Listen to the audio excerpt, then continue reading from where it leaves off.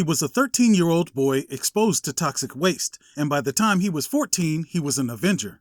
Let's get into the video and find out who is the Marvel character Rage.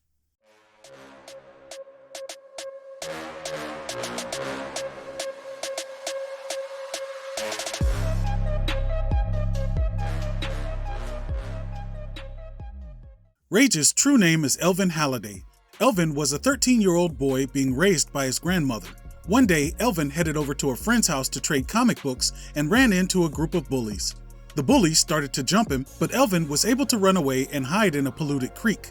As he hid in the creek, workers from Fisk Biochem were illegally dumping chemical waste into the river, and Elvin was doused in it.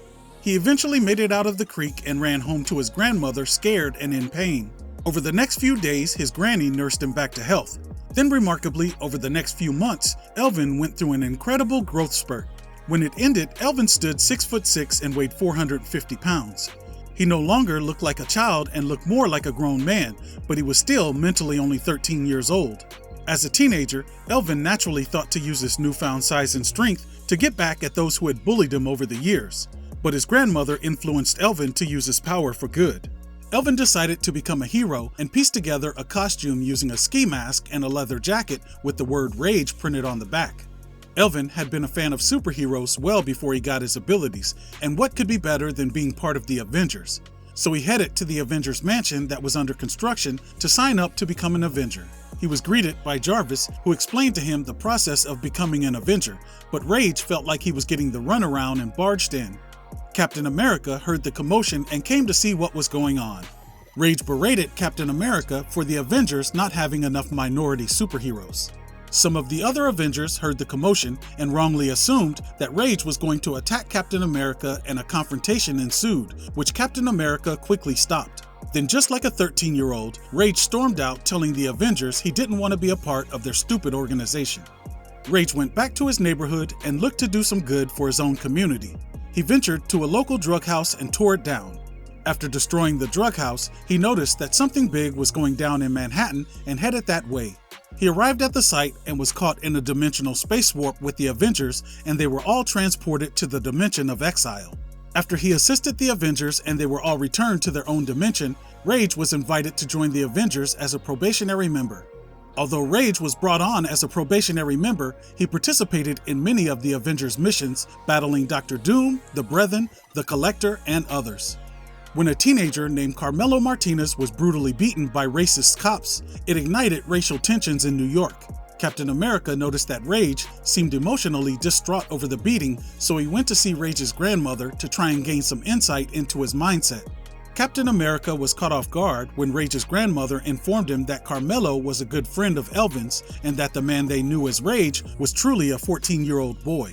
But before Captain America had a chance to talk to Rage about what he had learned, the Avengers were drawn into a confrontation with the villain Hatemonger and his pawns, the Sons of the Serpent. Afterward, Captain America informed Rage that he knew his true age and that the Avengers Charter prohibited minors from participating in active field work, meaning Rage could still be trained by the Avengers but could not participate in any of their missions. Rage became friends with the hero group the New Warriors. Then one day, the New Warriors showed up at his grandmother's house, asking Rage to help them steal the Avengers Quinjet. They talked him into helping, and they stole the Avengers Quinjet for an important mission. Rage was expelled from the Avengers for his actions, and he would join the New Warriors as a full-time member. While he was a member of the New Warriors, the Poison Memory Gang, who had a vendetta against the New Warriors, somehow discovered their secret identities and began killing their loved ones. Rage's grandmother was one of their victims when they blew up her house. Seeking revenge, Rage hunted down the gang's leader and killed him. He went to court to find out if he would be indicted on criminal charges, but his actions were ruled to be in self-defense. But Rage was now an orphan and still underage, so the judge placed him in the custody of Dwayne Taylor, aka Night Thrasher, the leader of the New Warriors, and Dwayne's mentor, Andrew Cord. Rage continued to serve with the New Warriors and assisted Night Thrasher with his solo endeavors. Eventually, Rage put being a hero on hold and went back to school to continue his education.